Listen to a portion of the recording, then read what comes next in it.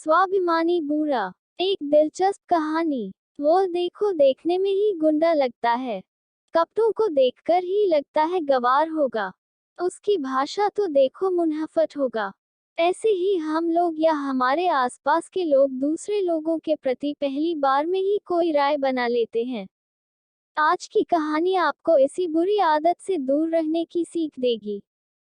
Sir वह देखो, वह जो सबसे आखिरी वाले टेबल पर बैठकर खाना खा रहा है ना, वह बुढ़ा आज पहली बार नहीं आया है।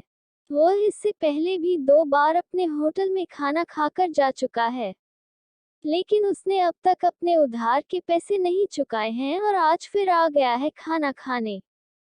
होटल के एक वेटर ने अपने मालिक मोतीचंद के कानों में धीरे से यह बात बताई। मोतीचंद ने उस बूढ़े की तरफ एक नजर दौड़ाई, उसे ध्यान से देखा और अपने कर्मचारी से पूछा, आज कितने का ऑर्डर दिया है उसने? सर वो भले ही उधार का खाता है, फिर भी वो कंजूस, कभी ज्यादा का ऑर्डर नहीं करता है। आज भी उसने बाकी दिनों की तरह ही सब्जी रोटी मंगाई है, 100 रुपए बिल होगा उसका। वेटर ने जवाब के साथ उस बूढ़े के प्रति अपने विचार भी व्यक्त किए। बूढ़े के साधारण से खाने का ऑर्डर देखकर सोचते हुए मोतीचंद ने कहा, कुछ मजबूरी होगी उनकी, इसलिए बेचारे पैसे दे नहीं पाए होंगे। नहीं सर, ऐसे लोगों को मैं बहुत अच्छी तरह से जानता हूँ। फोकट का खाने की आदत होती है उनको, और जब पैसे देने की बारी आती है तो आनाकानी करते हैं। बूढ़े की तरफ वेटर ने तिरस्कार भरी नजरों से देखते हुए कहा। मोतीचंद को अपने कर्मचारी के विचार जानकर थोड़ा बुरा लगा। उन्होंने कहा, अच्छा ठीक है, तुम जाओ, मैं देखता हूँ क्या करना है। मोतीचंद ने एक बार फिर उस बूढ़े की तरफ गौर से देखा। बुढ़ापे की वजह से चेहरे से जा चुकी चमक मोतीचंद इतनी दूर से भी महसूस कर पा रहा था। बड़े ही साधारण कपड़े पहने थे उसने, कुर्ता पजामा और कंधे पर गमछा डाल रखा था। अपना खाना खत्म कर वह बूढ़ा सीधे काउंटर की तरफ मोतीचंद के पास आकर खड़ा हो गया और बोला, साहब कितना बिल हुआ मेरा? पहले का उधार जोड़कर बताए। मोतीचंद ने उसका पहले का और आज का बिल पहले से तैयार करके रखा था। बिल उसके हाथों में देते हुए हीराचंद बोला, 300 रुपए। बिना किसी सवाल के उसने अपने कुर्ते के जेब से 500 रुपए की नोट निकाली और मोतीचंद के सामने काउंटर पर रख दी। मोतीचंद ने पैसे उठाते हुए बूढ़े से पूछा, अंकल आप यहीं कहीं पास में रहते हैं क्या? नहीं बेटा, मेरा घर यहाँ से बहुत दूर है, उसने कहा। फिर आप अक्सर इतने दूर खाना खाने कैसे आते हो? मोतीचंद ने फिर से पूछा। मैं यहाँ पास के एक शॉप में लेखपाल का काम करता हूँ। जब जब मैं टिफिन नहीं लाता तब तब खाना खाने तुम्हारे यहाँ आ जाया करता हूँ। अब हमेशा तो जेब में पैसे रहते नहीं है, इसलिए कभी कभी उधार ही खाना खाकर जाता हूँ।